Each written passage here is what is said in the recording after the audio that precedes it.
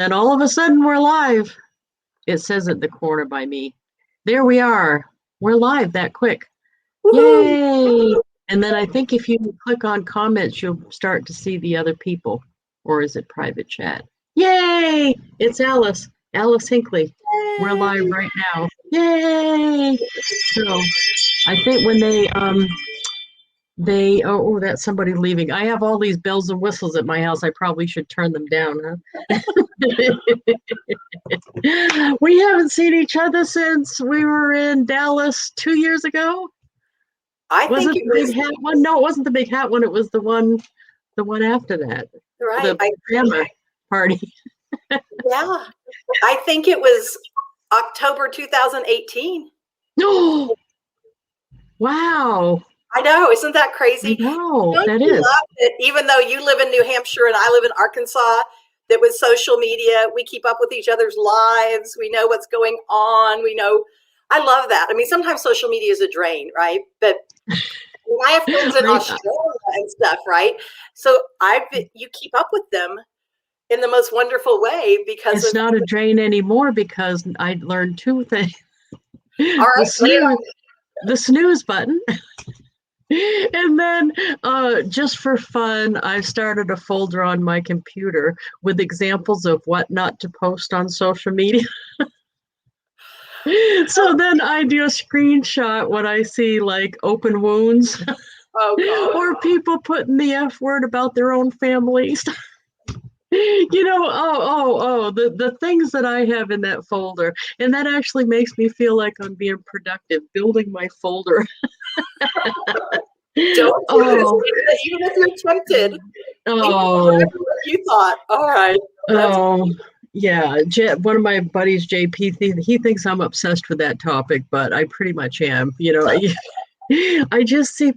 keep thinking to myself, like I had this other friend that she's got a chronic illness, which is upsetting. I understand that. But if you're using social media to gather customers, and you continually post charts about the symptoms and say that people don't understand you and stuff like that, the customer is going to sit there, the potential customer, and say, I ain't ever getting my stuff. That girl is always dealing with her thing, and I ain't ever getting my stuff. And I don't think that's what the person realizes. You know what I mean? She just wants people to understand her, and I get that. But potential customers just want their stuff. So here's another thing I'll give you, Lisa, since we're going to talk about our Facebook pet peeves. Yeah, please. You're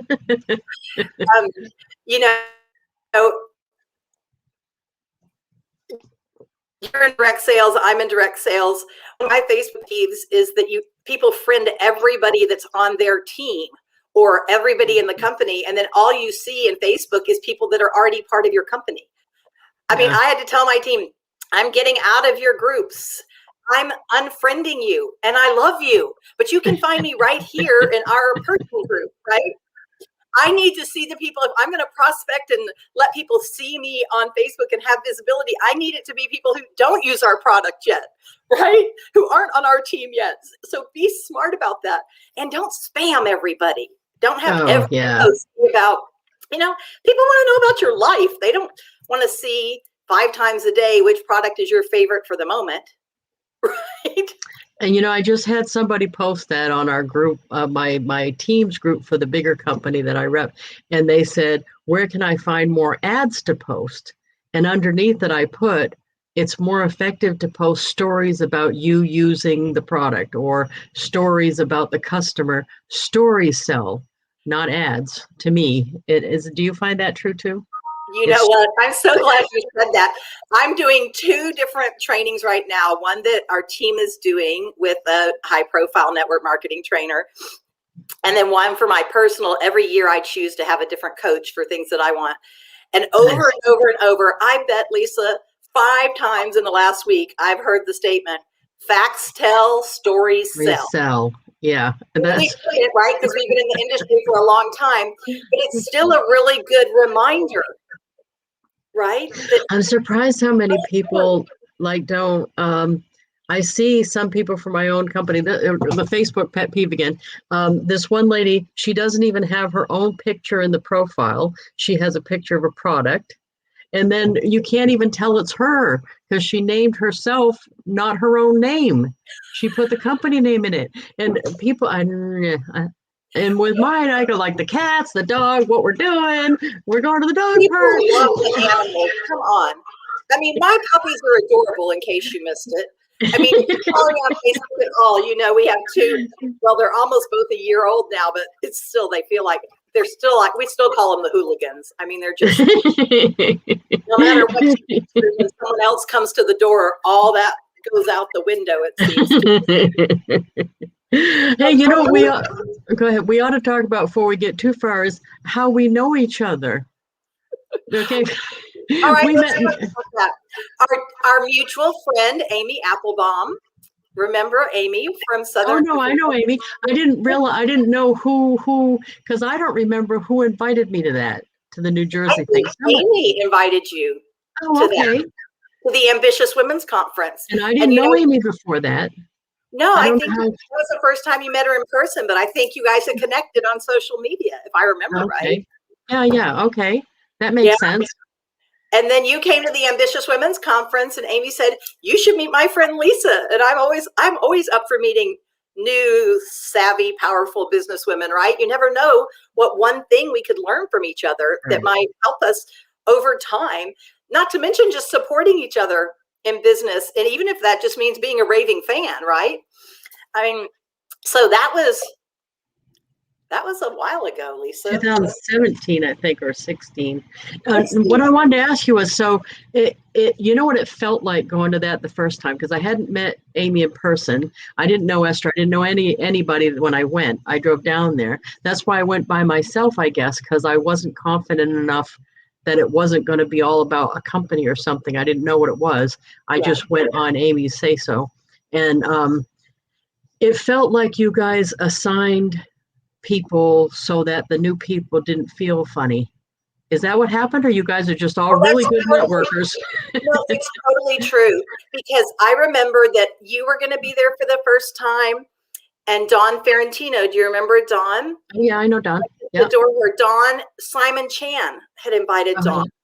Oh yeah. He told me, and then Amy told me about you, so I just made sure that I got to know both of you.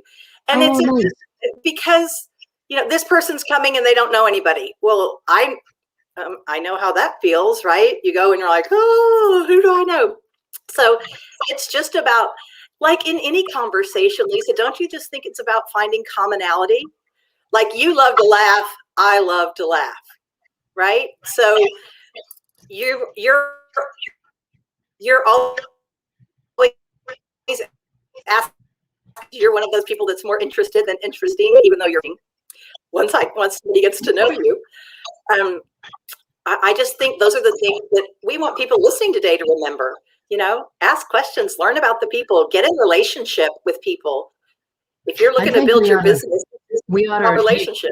Take that experience to our teams and our companies, because we ought to be thinking, gee, Sally hasn't been to one of these meetings before. We ought to make sure everybody realizes that she hasn't gone, so that she's not uncomfortable or left by herself, because you guys kind of did that, and it made it so that I came back the next year and I didn't hide in my hotel room, because you know what I mean? Because you're like, oh, come up to this little reception or whatever, and oh, you want to sit near with me at the thing? So one of you was always seeing what I was doing. And that made it so I wanted to go again, where I might not have done that if I hadn't felt so included. And that's a good lesson for us when we go to conventions or whatever it is, because there are plenty of people on our team that went for the first time, and we want them to have that feeling too, I think. I couldn't agree with you, Lisa. I live in Hot Springs Village, Arkansas now, and we moved here from Dallas. I feel like I live in Mayberry now. I love it. But when I joined the Ladies 9-Hole Association, they actually assigned you what they called a big sister. Oh, you know, the first, I want a big sister. Right? The first luncheon you went to, you sat with her. The first time you played golf with them, you played golf with her. Just same kind of thing, right? The buddy system. to get people going. And I think we can even do that in the crazy virtual world right now. For example, when we had our company had like a January kickoff thing, right? That was live stream. And yeah, there were 90,000 people watching virtually.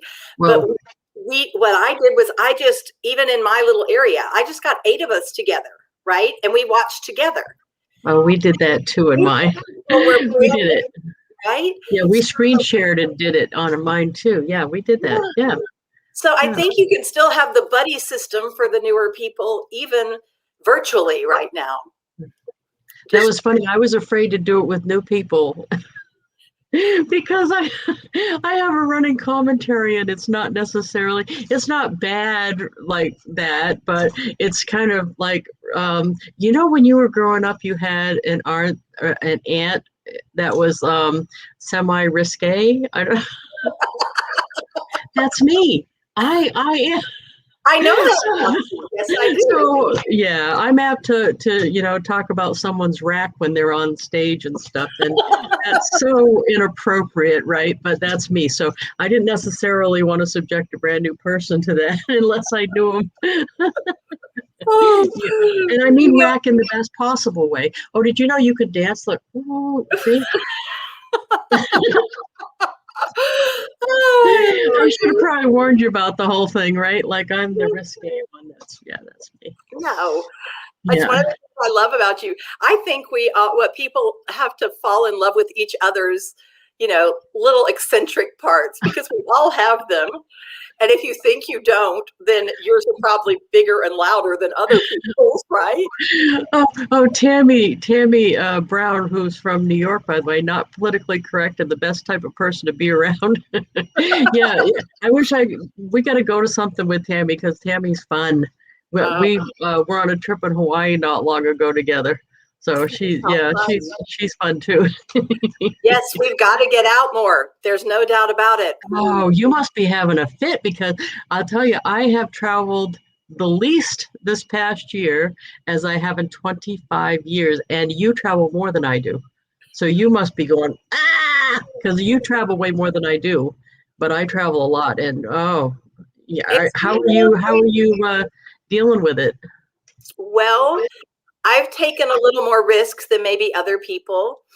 Like when my upline became the first diamond ever in our company, she rented a castle in the state of Washington and invited 20 of us.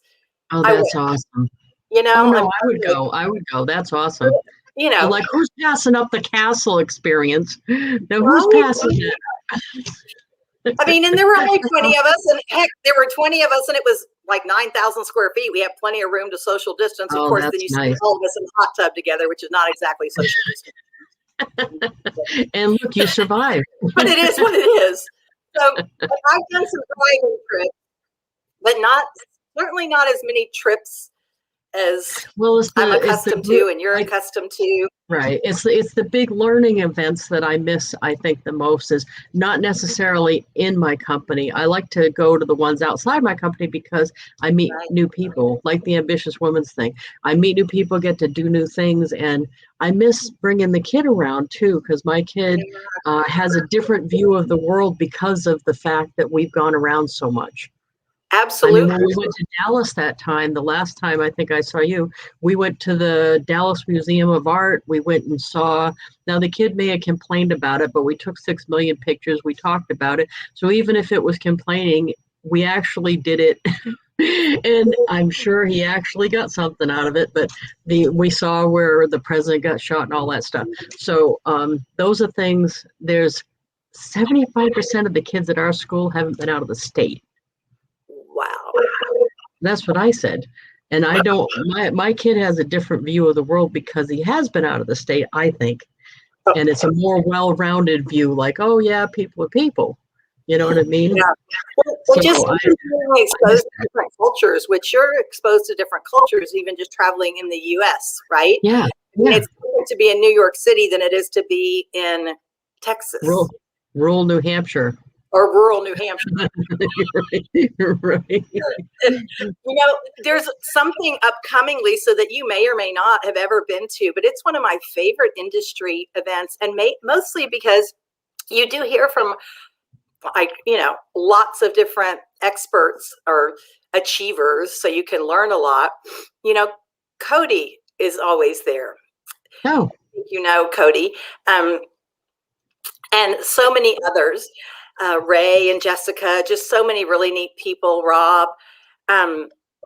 But what I love about it, it's in Dallas, and it's the Association of Network Marketing Professionals. no, I've seen that. Yeah. I just haven't gone to that one. Yeah. I think it's my favorite one, and I'm praying that they do end up getting to have it the first weekend in June this year, because last year they had to go virtual, of course.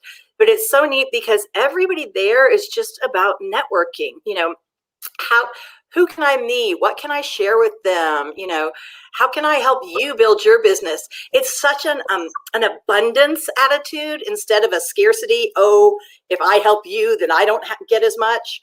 And I think that that's something in general in the direct sales and network marketing industry, that's a mindset that we really need to instill in people, that there's more than enough business to go around, customers, people to join your team, because one company wouldn't be for me, whereas a company might be for me, or well, and it's not always about when you go to stuff like that, it's not about trying to sell them or recruit them. It's not about that. It's they may say something, and usually, I don't know about you, but it's something that we're like talking in the women's room, like we're talking about it, or talking in the hallway, or eating over lunch or something, and somebody says something, and it's like, oh, it just is like, oh, I hadn't thought of that, or I hadn't thought of that angle, and that one thing made the whole trip worthwhile for me. That happens a lot. To me, and that that's happens a lot. like at that event, because it's absolutely a no recruiting zone kind of thing. But it's interesting to talk to people like, do you sell a product or do you sell a service? How do you approach? And I'm with you. It's those meals and conversations that you learn so much, and you can have that one little. I'm a huge believer in personal growth and development. 30 years now I've been going to things, and I'm so grateful that I was introduced to it. And I always tell people, if you can learn one thing that shifts the trajectory of your business, right? Your business is like this right now. And if you learn one thing and it goes like this, it's not much down here, but way out here, it's a huge difference in your business, and maybe in your life. Maybe you learn a new communication skill that helps everybody get along better at home. Right? And it's not even always, and I'll name drop and include what she told me. It's not even always what you get there, because what's funny that happened was, I think it was that first time I met you. If it wasn't the one in New Jersey, it was the next one. But I was speaking at that one, and Teresa Garrison was in the thing, and I didn't know her, and she came up and was happy about my performance, which made me happy, because I'm always nervous about my performance on stage. And she later called me and told me about this tool she uses, Shuffle, that has really changed my business in a good way, and I had never even heard of it. So that's funny. You're frozen a little bit.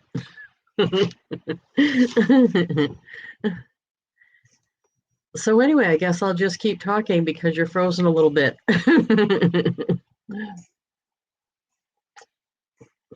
And Tammy's on. Let's see. Oh, good morning from Tennessee. Oh, you know what I didn't tell everybody? It says Facebook user, unless you go to StreamYard.com/Facebook and agree to let us see your name and stuff. Oh, good. Alice is going to come back in. She's going to be like, Cynthia's on. Yay. So whoever said good morning from Tennessee, I don't see your name. You need to come back in. You need to go to backslash. They said keep talking. Yes, I'll just keep talking. But that was funny. When Teresa Garrison, she actually does the speakers bureau, so she is like the lady that coordinates other speakers.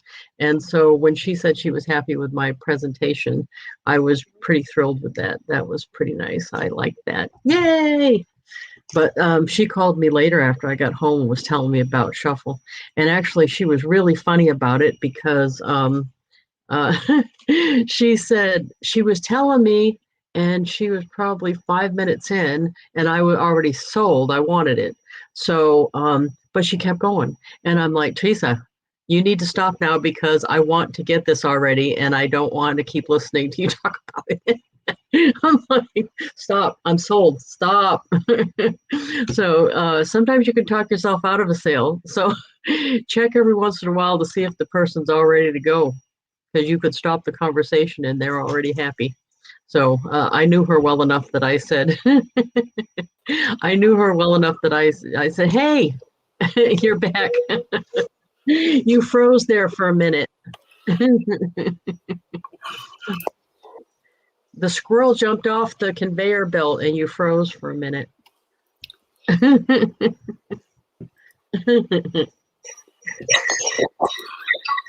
Are you back? I can hear you.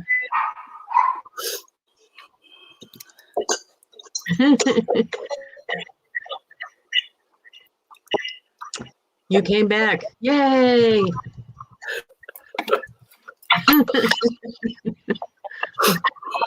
I think internet might be a little bit different in Arkansas than it is here.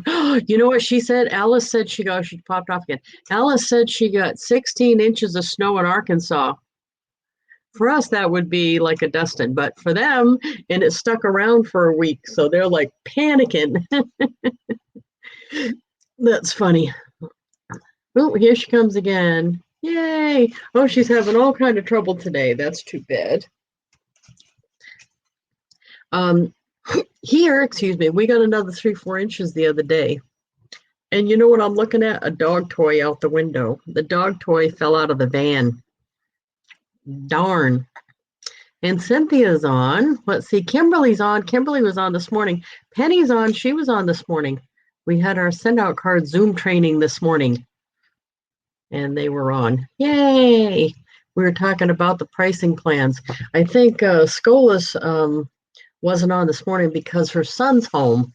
I call him, y'all know what I call him. I call him Hippie Jesus because he looks like Jesus. And he wears long robes and stuff. He's got the beard and everything, and he wears long robes every time. So poor Hippie Jesus. Oh, yeah. And we went to the dog park today, too. She coming again? Yay! Oh, poor her. If you can hear me, Alice, maybe restart your router.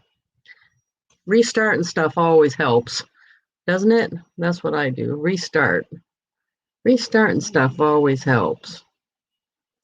So, hey, you know what I'm reading right now that's pretty awesome is that John Maxwell book about network marketing. I'll have to put the link up in the Monday Morning Madness group because I really do like that book. It's awesome. And I'm reading it right along. I hadn't read a book in a while. I had a little lack of book reading there. And you know what I did? I added it to my streaks. The streaks thing, the Streaks app here. It's called Streaks, like running around naked streaks. And me and Dana do this together. But you put in, it's up to 2, 4, 6, 12 tasks every day. And then when you get a task done, watch, I'll do one. Oh, I turned the sound off. I'll do another one so you can hear it. I turned the sound off. Oh, this one. Look at this. You hear it? So you get like a little music when you do your task and it lights it up. So it keeps you doing them every day. So when you look at the end of the day, you're like, oh, what did I do? What did I do? What did I not do? See, what did I need to do? And I think that helps. So what I did is I put something really easy on mine. I put read one page. So just one page. And rarely do I end up with just one page. Did you restart your router? Poor you. Yes, I'm like, oh my gosh. Of course it goes out while we're chatting. My apologies, Lisa. No. It's like, it's been pretty bad all week. But you don't know this, but in Arkansas, we're not used to snow. If it snows, it's like a quarter of an inch, and then it, melts. Well, we got 16 inches of snow last week. So to say we've had intermittent internet is just the way it is. So Oh, that's too bad. I had to go hit the button. We're all good now. Hopefully it's supposed to be 60 degrees today. So hopefully all those wires will warm up well. Well, I'll tell you, we're at Sneak a Peek level of snow here. And I'll tell you what that is. Sneak a Peek is, I live on a pretty busy road, and the snow bankings get to the point where you have to pull out a little bit and peek, and then pull out a little bit more and peek, and then floor it and hope that no one's coming. They clear them right by the driveway, but the one down farther, way down, you have a little bit of notice when someone's coming, but it's still taking your life in your hands. So. Well, we're the opposite in that I live in an area, I actually live in the largest gated community in the United States, but we have 500 miles of road. We have 12 lakes, 9 golf courses, 14 beaches, 2 tennis centers. Anyway, it's a wonderful, active community. But we have like 2 snow plows or 2 trucks that could plow snow. I mean, it's like not prepared. Thank goodness. That's right. You wouldn't have any of the stuff. We've had plenty of food. We've had, but my driveway is long. Oh. Long. And every time I look out there, I'm like, come on, baby, melt. Because it's enough of an incline that if there's snow and ice over there, it's just. Oh, yeah. That's the other thing I forget about that. Power or water or any of those things like so many people in Texas. So we actually just had a little week-long hunker down, turn on the fireplace, have a few glasses of wine, probably more than we should have. There's the truth, what I did is a few years ago, I bought one of those, the big giant generator, and it does your whole house, because I told the generator guy, I said, what I really want to happen is when the power goes out, I want to go 4, 3, 2, 1, and it go and all come back up on my generator, and that's almost what happened. That whole house one was like 15 grand. Right, I didn't get that one. I got the $6,000 one. So it doesn't light up the whole office, and it doesn't. Matter of fact, Grammy doesn't have hot water. That sounds mean, doesn't it? But I figured Grammy could come over here and take a shower. There you go. Exactly.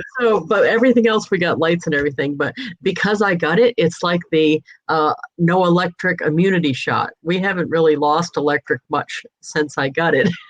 Because it's like where you live, that's really smart. Where I live, that would be like, okay, this one time. I mean, people who have lived here for decades are like, we've never seen anything like this. Oh, yeah. Yeah. Well, isn't that like the whole theme of the last year? I've never seen anything like that. I know, the funny part is, how many times did you think, oh, I'll never say that again? What could stop that? And then now we're going, really? Hold my beer. Oh, yeah. Puppies, they're 1 year and 10. One of them's a year old. One was 10 months old.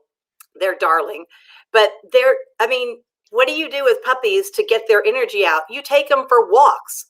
Well, they're so little and there's so much snow that they would be buried. Like their legs are only this long, Lisa. I mean, it's like, so we've been letting them run around on the back porch, which they love. And we have a large back porch, and they're out there a lot, even when it's not snowing. But one of them is like leans all the way to I'm like, she's going to fall off. And then she's going to be like lost. I know my dog throws himself in like head first to the snow pile because he just thinks it's the funniest thing going. He puts his head right in there. Have you discovered the whole dog park thing? Oh, yeah. Oh, I had no idea that even existed. Because I haven't had a dog since husband number 2. I don't know if you know that about me, but I have to number them, like like a football team. So husband 2 came with a dog. So I had a dog because the minute we got married or actually moved in together, he never fed or vet or anything again to that dog. So that was actually my dog starting then. But we had it for years, but that was 20 years ago. So I haven't had a dog in 20 years. So I didn't know about, the dog park. Ooh, They that's love it. fun. Who Oh, loves yeah. the dog park? Oh, yeah. His thing is that let's see how fast I can run and no one catch me. So he runs and runs and runs and runs. And it's funny, the cast of characters changes, but there's always the I want romance no matter how small I am and how big the other dogs are. There's like the couple bully dogs always, and there's like the I'm getting beat on dog. There's all of those. And Bo's the I'm gonna run and run and run dog. Just run and run. Oh, Lily's our run and run and run dog, and then Ginger's the one that wants to be petted by every human. She couldn't care less about the oh, other dog. She goes from human to human. She's cute, yeah. so it's fine. She gets what she wants. You know what I didn't think of, and the kid said something that somebody was nice enough to put chairs in there, and I thought, oh, that's nice. And the kid's like, don't sit there. And I'm like, why not? He's like, unless you bring the chair and don't sit there. And I thought, what's his problem? And then I saw one of the dogs pee on the seat. Oh, Yes, yesterday. And I'm like, oh God, so that means those oh. right. I'm never getting near those chairs again. Yeah. Don't even walk by them, right? It depends because it was a Great Dane, so the was higher. Oh, And it right on the seat. It's like, so that means they've all been peed on. The things I forgot about the whole dog experience. Yeah. yeah. When I go to the vet now, he's got 2 big urns of flowers out front. And I never thought that much of them. And I've actually touched the flowers and smelled them and stuff. Now that I've had a dog, no, I would never, because every time we go in there, the dog tags that flower. Yeah. Oh, I had never had a boy dog until we rescued one. And I was like, oh, this is what. And then my brother brought his 2 dogs over, and they're both boys, right? So that's when I learned what a pissing contest really was. oh, yeah. One of them pees, and the other one comes around and pees on top of it, and then the next one. And I'm like, oh my gosh, that's where the term pissing contest comes from. Learn something new every day. I know at the dog park they keep doing it. It's funny because if he's there for even a half hour, there's nothing left to pee with. It's like we're just like going through the motion. Oh, yeah, and I end up doing work when I'm at the dog park because my car has a big giant sign on it. That makes it nice. I love that about your car. How fun is that? So every trip to the dog park is an income producing activity for you. Actually, every trip everywhere. So what we were talking about before we were so rudely interrupted by your naughty internet was Teresa Garrison showing me Shuffle. And I use that all the time now. And she was so funny because she almost talked herself out of that sale because she didn't stop when I was sold already. Yeah. And I know her well enough that I said, Teresa, please stop talking now. I want to go get it. I'm done listening to what you're saying. I'm sold already. Yes. Stop talking. She probably thought I was rude at the time. Me too. So how I use it the most. Every day, Lisa. I think I use it almost every day. I do. And people come up, matter of fact, it happened at the dog park. People come up because of the sign and they say, do you have a book in there? And I'll say, I got something better. I got every book because they change on the app. Yeah.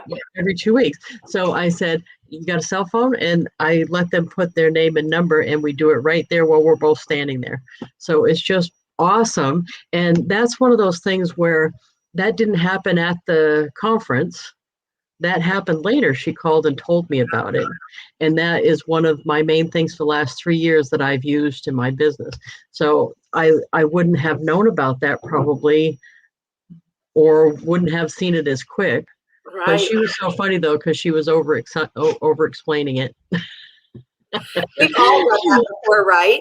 I was actually telling my team yesterday, I think when I was doing a live about something else, it just occurred to me. I'm like, you guys think that because I've been part of direct sales for 30 years, even though always on a part-time basis, because unlike you, who have been full-time with it, I'm a CPA. I still have my own tax practice. As a matter of fact, Lisa, you can send me a congratulations card at the end of this year because this is going to be my last year of tax return.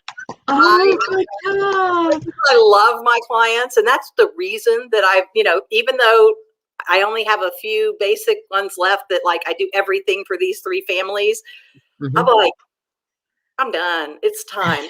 But it's It's so too smart for nerve-wracking. everybody to have multiple streams of income, right? If you don't, you don't know. I mean, yes, I'm a trained CPA and I've been doing tax returns for 30 years, but thank goodness someone introduced me to direct sales. I joined for the community, not for the income, which is interesting because people think, oh, you're a CPA, you saw the money. No, I saw some cool women and I was all by myself, right? So I started my own tax practice. So I just, I look at it and I'm like, thank God somebody introduced me, or I would have done tax returns for 60, 70 hours a week for 30 something years. Can you imagine what a grumpy old lady I would be? I think it's funny that both the accountants I've had over these years, I had one and then she sold it to another lady. Both of them pretty much have to go to like yoga retreats and they burn candles and all this stuff so they don't kill anybody. You know what I mean? And the other one used to sit on a stress ball, and I mean they have all this stuff they had to do just to not kill somebody. I mean, I get frustrated in my business. Responsibility, right? You have to make sure you do the right thing for every one of your clients and that they're paying the least amount of taxes possible and all that. When they make a mistake, it's bad because like my accountant, I filed late one year, right? I got an extension filed late. When you were supposed to file the extension, she thought she did it. She was doing it on my behalf. I signed the paper and all that stuff. And she didn't get a confirmation number. And we didn't know she didn't actually file it. And because of my numbers being pretty big, the penalty was like $5,000 and she had to pay it. Yeah. And I'm like, oh my God, I've made a lot of mistakes, but not a $5,000 mistake just for not getting a confirmation number. So I can see why she's sitting on the Zen ball and doing the yoga and breathing and all that. But and she I will never know what color my hair really is under here. Woo! You know what I like about you though is that you don't worry that much about like you want the multiple streams of income, so you're open-minded when someone shows you something. If you're like me, I just go, could this fit in my portfolio, or is it too competing with something else I'm doing? And if I can make it fit, I want it to fit. You know what I mean? It's interesting. I look for things that complement each other too, right? And I have people on my team that, I'm in fashion, that. And so like maybe they already had a business with clothes. And so then adding our product is like a complement to that, right? So they can, just like it would be like, I'm not in a jewelry company, but if you sold fashion, clothing, a jewelry company could be a great complement, right? So, or anything relationship oriented, if it helps you stay in touch with people, or, but I mean, I think you always have to have one major focus and then just kind of weave the other one in, because you don't want to try to be, have too many masters. You know what I mean? Right. You have to pick one right. Kind of all in, and then the other ones kind of come in and out. I do that too. I like have the core. I call it the core one that I'm earning the most money on, and then it's like the others are planets that rotate around the core. That's a good way to look at it. Yeah, and it's the core one. It is really too. I want to make sure that if something happened to the core, because you and I have seen this happen, where a company either goes down or they get sold and I like this, they go, oh, we've decided to move in a different direction and they don't have direct sales anymore or something. But I want to have my planets built up enough that if need be, I could switch my focus and pull one of those planets to be the core. Yeah. I could say, well, this is now going to be my core. Here we go. Yeah. I was taught about multiple streams of income probably by the time I was 30 years old. So, because like I said, when I got in direct sales, it was for the community. Yes, I made good money, but that hadn't been my really, it was winning the trips. I know that's earning. It's You all don't about win them. earning the trip, right? Somebody said to me on the very first trip I earned, which was for myself and my then husband, and I like to use what Elizabeth McCormick calls my starter husband. Now I have my keeper husband. That's nice. So my Yeah. starter husband and I got to go to Cancun. And one of the first things somebody said to me is, nobody ever earns the trip their first year. And I was like, well, I'm glad nobody told me. Right? Yeah. Oh, yeah, that's right. Oh, that's awesome. People don't even know what they're saying sometimes, right? You're like, I'm still happy with the starter husband thing. Sorry, I'm using. Except when I had 2 starter. I think those were like training wheel husbands for me because I was meant to be single. I know it. I know it to my core. But isn't that good that you discovered that? I mean, really? Yes. Because you could be on husband number 12 if you hadn't realized. I think I'm supposed to do this solo. Thank you very much. Right. And I'm not just saying that to make myself feel better. Like some people think that. Some people say that to me. I'm just saying that because I'm trying to console myself. No, I think I'm so awesome at being single that I need to free up the men that I might have married so that the people that really feel they need to be married, that those men are available to them. Yeah. See, I don't want to use up any men. You don't want to use anybody. You don't want to take anybody else's comfort, right? Right. That's right. Because I love being single. I'll say, Lisa, I got to the point, I was married for 5 years to my starter husband. And then I was single for 12 years, right? And how did you get married after that? I'm telling you, I was like, I got to the point where I was like, I am not going on one more date. I like my own company. I can pay for my own dinner. Yeah. Of course, that's when you meet somebody. That's when I met Bob. Was after I finally convinced everybody that I was fine. Leave me alone. Don't introduce me to any more men. Then literally 3 months later, here Bob walks into my life, and I'm like, he's interesting. This is now we celebrated our 15th wedding anniversary in January. Oh, that's awesome. Oh, that's awesome. That's for sure. So here's our lesson for everybody, Lisa. Number 1, if you're single and you like it, that's okay too. Number 2, if you're so desperate for a husband, maybe you need to learn to be with your own company, right? Yeah. And then once you are, he'll kind of just waltz on in. Yeah. And I'll tell you, I would never get married again. I think I've done my duty. And I know there are days that Bob looks up and is like, what was I thinking? Right?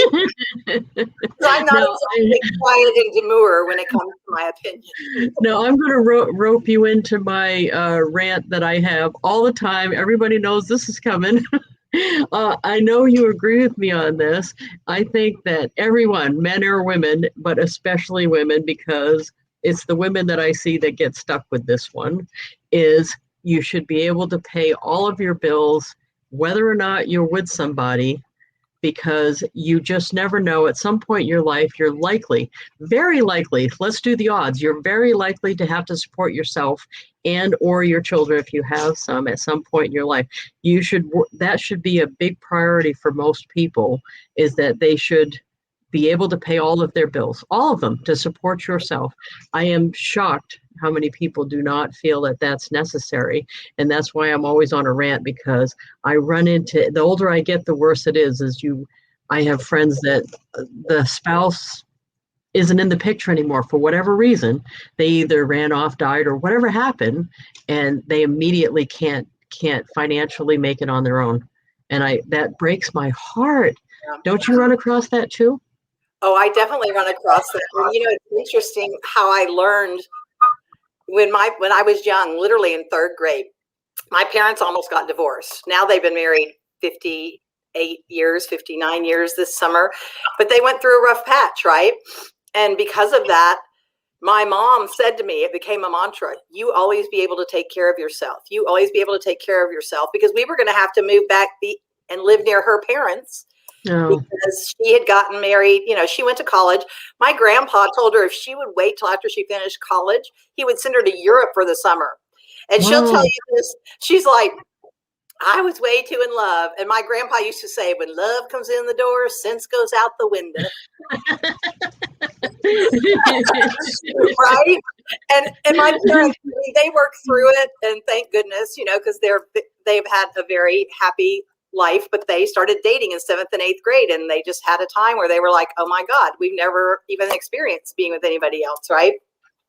But my mom started saying then to each of us, and I have 2 brothers, but especially to me, always be able to take care of yourself, always be able to take care of yourself. And, it's a good lesson because, it is nice to live in a household where we both had 2 incomes. Bob's retired now, but there's still income coming from that, right? I mean, that is a blessing. It allows us to do more things, but that could stop. And thank goodness I would be able to take care of myself. I think one thing to teach women too is to always have an account and even if it takes you 2 years to have that account filled up, and this is the nerdy CPA in me talking, Lisa, you should be able to pay 6 months of your bills out of that one account without, so because in 6 months you could find a plan B, right? You could work at something else. And if you don't do that, you go from, like you said, this fast to, oh my gosh. Just think, even this past year, the people that had regular jobs and didn't have side hustles, how stuck many of them were, like waitresses. There's a whole multitude of people that were just so stuck when everything closed down. I mean, it just blows my mind. But the ones that may be the saddest, though, are ones where the husband dies or the husband leaves somehow, and the woman not only has to emotionally go past that, but then has to immediately worry about paying the bills and isn't able to do it. And the ones that have small children too, and the ones that don't think it's going to happen to them too. That's I don't know how many. And matter of fact, one in town. Oh, I got to tell you this one. This is so bad. I said to her, she was friends. I knew her because my kid and her kid were buddies when they were little, and I kept saying to her, how come you don't work? You know what I mean? You're not working. And she's like, oh, I'm too busy to work. I do this, and that always makes me insane. I'm too busy to work. But her husband had a good job selling insurance, and they had a boat and a car and fancy and everything, and a big nice house he bought and everything. And I kept saying, you should still work though. You never know. And I didn't want to seem negative, but I'm like, you never know. Plus you get to see all these people and all that stuff. And I never could sell her on it. And guess what happened? I wanted to kill him, by the way. I don't know where he is, or I might.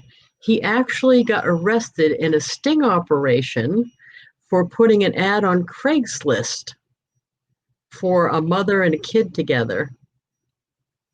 Right. So then she had no career. She all of a sudden has nothing. They seized all their property. The federal government seized all their property because of that. She suddenly had nothing, and he was out of the picture. He was in jail. So can you imagine what a spot she was in when I was like saying that for 3 years before that, if she had just started doing something, anything. Right. And it's like, but that seems like it would be an unusual case, but she didn't see that coming. You don't see it coming when they die or they're off or get arrested or whatever happens, no matter how good. And I trusted him. I can see why she trusted him, because my kids stayed at their house. Right. Right. So I think that us sitting here, you can say, I know my spouse and he's awesome and he would never do that. You just don't know. You don't know. And it could be lightning hits him and you just don't know. So I think it's so important to have your own ducks in a row that you can pay all your bills. It gives you the freedom to, if something bad happens, you can change your life or move or whatever you have to do. And you don't put up with getting beat. Don't ever put up with getting beat. Oh, no. No, they don't ever change. They don't. No. They can say whatever they want, but if they're a hitter, they're a hitter. And you need to release them. It's interesting, probably like the company. I know the companies that you're associated with are like mine. We have a foundation, and this is Domestic Violence Awareness Month, right? Mm-hmm. And the name of the product that our company brought out this month was called 1 in 4, because 1 in 4 women have some kind of abuse. It can be emotional or physical, but emotional sometimes can be worse. And so many women like that are staying because of financial. They want to leave and they're willing to leave, but they don't feel like they can because they don't have the money to get out. Yeah. So if you're listening to this and this is you, start now. Build something up on the side. Do some little side gig and save your money. Right. Because you need to get away. And I'll say this to anybody, and that is, people will be like, I can't save. We live paycheck to paycheck. Well, if you drink Starbucks, you can save. Or if you drive through McDonald's, you can save. Because you know what? Make coffee at home, right? Buy a big bag of chicken nuggets at the grocery instead of a little box of them, and put the difference away. Because it just makes me crazy. I had an assistant one time who I love and adore. We're still friends. And she would always complain about money, but like 3 times a week, she had this giant Starbucks thing that had whipped cream on the top of it. And I'm thinking, I don't drink coffee, so I don't get the phenomena. But it's like bucks. It starts. Like, oh my God, you're spending $20 a week, which is $1,000 a year. Right? Yeah. And you say you can't do this and you can't do that. Well, I call BS on that. Well, it's priorities. I don't think that's why I talk about it so much about being self-sufficient, or however you want to put that, because people don't understand how big of a priority it needs to be. It needs to take priority over everything, because it's like you wouldn't drive your car without insurance. This is insurance. Having your own money or your own ability to earn money is insurance that you can't afford not to have, in my opinion. Right. And who knew we were going to talk about this? But I would say to the younger people, if you're in your 20s and 30s, especially, you need to be putting money in a SEP, which is a self-employed pension plan, or if you have a full-time job, you need to be putting money in that 401k. You don't want to wake up at age 60. I have a friend who literally, she was working and she was a big executive and had big money. And then that industry kind of went away. And, I will never forget, she was 62 years old and she had found a new job, but her unemployment had run out and she needed to pay her rent. $800. And I never want to be in the spot. And I gave her the $800. And I gave her $100 bill and I said, put this in your purse. And every time you look at it, think, I'm building wealth. Just don't spend it. Put this in your purse. And she paid me back. But when you give money to friends like that, you have to be like, not expecting it to come back. Right. It was a real lesson for me, Lisa. That was probably 15 years ago. And I thought, at that time I was in my early 40s and I'm like, Alice, you got to be more diligent about, because she was 62. She was at a point she could start getting Social Security, or if she'd had retirement, she could have started taking some of it to help her along, So, don't think that the money train's going to go on forever. There's ups and downs to every career. There's ups and downs to our economy, right? So, well, the really young girls too. I find it shocking that, and I get told I'm picking on a lifestyle choice when I say, even if you're a young mom and you want to be a stay-at-home mom, you got to find ways to earn money, either direct sales or do parties or do online selling, something, because choosing that as a lifestyle is an excuse, because you've got to have that money. They're thinking that you're being mean to your kid working, when you're being mean to your kid not having a backup plan, in my opinion, because you're at more of a risk being young, having to fend for yourself at some point. And then they think and a lot of people say I'm anti stay at home mom. No, I'm anti don't have income. You know what I mean? Because I'm shocked how many moms encounter like that. They have no income of their own. That are very industrious. I met a lady that was making hot cocoa bombs. I'd never even heard of that. But I think it can be direct sales, but it could be something. Maybe you're good at baking cookies or making fun cakes. And even if it's just a little bit, find something that you love, right? because I think you're also setting an example to Yeah. your kids and their friends that you can be industrious. I'm not saying you have to spend 80 hours a week doing it. If you want your priority to be your family, make your family your priority. And then, but your kids do take naps or go to Mother's Day out or those kind of things. Find the little things you can do in those pockets of time. Because I think it also helps your sense of identity and self-worth and all that too. Oh, So, absolutely. um, No, and it's funny that I forget the freedom having an income gives me. So I adopted my child when I was 42, and so a lot of the little kids at the daycare and stuff, their moms were in their 20s, and I was, you know what I mean? I'm looking at 50, so I was looking at the world a whole lot different way, yeah. and I wanted to shake some of the girls. I love the girls, some of the young women, because I'm like, you're making a conscious choice not to earn money now, and I'm telling you, as someone 30 years older than you, wake up. I wish you had a little extra money, right? And my kid doesn't even remember being at that daycare practically.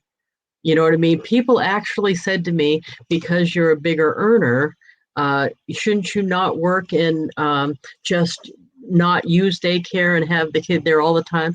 And I'm like, no, I want to be a sane person, and I want to have my life intact when my child grows up and moves out. I Right. don't want to have, I know so many moms here in town that everything, everything is about the kid to the point where they have no identity left. Yeah. And I didn't want that. I wanted identity after. I mean, mom is part of my identity, but I have the other parts. And I don't think the kid is any worse for wear because I worked. It's the other way around. Because I worked, we got to do things we wouldn't be able to do, but the kid understands this is what I have to do to be able to go to Disney World for a week. These are the things that we do to be able to afford to live in this house. So I think it's important to work. I think it's important to get buy-in from your family, right? I mean, I thought we moved to Arkansas to pretty much retire.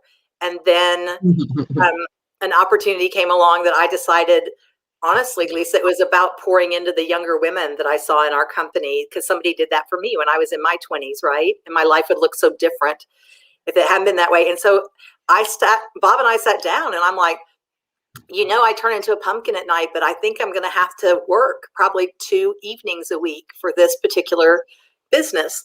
And it's not something that I necessarily am like, oh, yay, now I get to spend 2 evenings a week working. But we found our rhythm. And when I look around now at the 1,000 women that we're helping and more, it's worth the small sacrifice, right? So now we have our rhythm. Tuesday nights and Thursday nights, I'm doing a little bit of work. And then the rest of the time, I do my little pockets of time during the day. So I just think that if people realize, that they can get buy-in from their family, look, when we get to this, we'll go to Disney World, right? Or when we get to this, we'll go to the mountains for the week, whatever it is the family wants to do. And you made a good point too, that I rant and rave about it, but it's more about the example I'm setting. So I did it when it came down to it. I didn't stop working. I kept working the entire time. So it was an example that I was setting more than what I'm saying, right? Right. I'm glad I did. I'm glad. Yeah. Too. Yeah, right in the middle of that, right at the beginning. I actually adopted. I was on starter husband number 2. Can you call 2 of them star? I was on starter husband number 2, and we've been married for years and years, by the way, so 16 years, I think it was. But when we went to adopt, the baby was actually a cousin's baby. I was keeping in the family, and I found out within 6 months that I only wanted to raise one baby, and I thought I'd pick the one that might grow up. So I had to release the other one back into the universe from whence he came. So I just released him back. Yeah. But yeah, that was an eye opener. But so then I pretty much am doing this on my own, which I didn't think I had in me, but Yay! It's working out all right. That's pretty well. But you know what? If it hadn't have been for my direct sales income, it would have been much harder. Yeah. Because I get a team of people to help me. Delegating has been the biggest gift of my life, learning how to delegate. And I got that from. Do you have any interaction with the Direct Selling Women's or Direct Selling World Alliance, DSWA? Is that Nikki out of Hawaii? Yeah, Nikki from Hawaii. Yeah. Yeah. Her sister Connie, who was a big national director with Mary Kay, she gave a talk, and this was my kid was maybe 1 or something. I went and listened to her, and she's like, Connie's giving you permission to delegate. And it's like, oh, and I actually took that to heart. And Connie has somebody else do the flowers if she wants flowers. She doesn't feel obligated to do the flowers herself. If she wants them, she pays somebody. I'm like, oh, I can do that. So I went and got somebody to clean the house. I have somebody mow. I have somebody shovel. I have a team of people. And thank you, Connie. And that's the first way you learn it. I think, my mom, who was a stay-at-home mom and had times when she kind of regretted that, she was the one that said to me when I was first married and working 70 hours a week, you can work 2 hours and pay for a housekeeper. Why are you spending all day Saturday when you could be spending time with your husband stressing about cleaning the house? And nice. I was probably 25, and I must say, I've never cleaned my own house since. Yeah, that's for me. I love that. Yeah, I do that too. Yeah, I would. You can free up time, right? To maybe just work so that you're not the person that cleans the house. And if you're a perfectionist and nobody can clean it like you, here's what I have to say to that: get over it. Right. I had to get over that kind of stuff, like in work. I've told the story a million times. So sorry if you've heard it, people. I know you haven't, Alice. But what made me give up stuff like that at work was I send out award certificates every 2 weeks to my top people, and I decorate the envelopes. I put the company name and put a little smear underneath, and we do stickers and stamps and everything. And somehow I had convinced myself no one could decorate an envelope quite like me. And I suddenly realized the stupidness of saying that. I mean, it's just a decorated envelope. So the little thing underneath is a little bit different than I might do it. You know what I mean? It doesn't, right. I had to let go of that craziness in order to get a bigger team. And it's the same with the household stuff. Yeah. The household stuff. And I had that. I was in the mortgage business for 15 years. And when I finally started turning a bunch of stuff over to my assistant, I mean, it got to where, did she do it exactly like I would have? No, but my clients fell in love with her. It got to where they would call her first, which was good, right? I needed to be out meeting new people for a new mortgage business. And the first year I did that, and at the beginning of that year, I consciously said, I'm going to have her do this and this and this and this that I've been doing. She's been in the industry longer than me. I'm just going to trust her to do it. I doubled my production that year, which means I doubled my income. So, right. And in the end, it was wonderful. I mean, it got to the point where she would say, you have to talk to Alice about that, and then have me call them if it was something that I had to do. Right. How great is that? Yeah. And, in direct sales, I don't think enough people get help. And I don't necessarily mean employees, but you can get a VA. Yeah. You can have other people do. And matter of fact, I think we both use send out cards. That's one of those things where once you set it up, you can delegate it. So like I design my card, but I have somebody else send them. Yeah. But those kind of services and things that you free you up, I think is always good, because the number one, we were talking about this on the Zoom this morning, the number one asset that I have in my business is my time. Yes. I get paid a lot an hour on purpose. So I have to be very protective of what I do to make sure it's worth that kind of money. You know what I mean?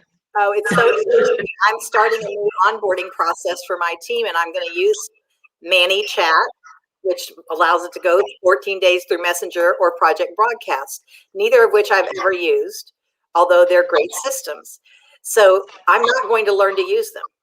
I mean, I hired somebody They're putting Nice. the whole thing, the whole 14 days in a Word document, because I have a template, and then I'm going to update it, make changes for my company, and then they're going to put it in both the systems.